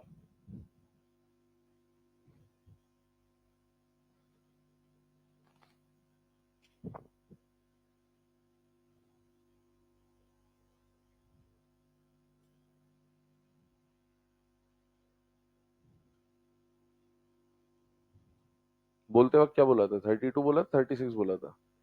36 से बोला था, 32 आएगा, है ना? 2, 8, 18 और 32 मैजिक नंबर्स। अभी खैर वो ट्वाइस वाले से करेंगे तो आ ही जाएगा।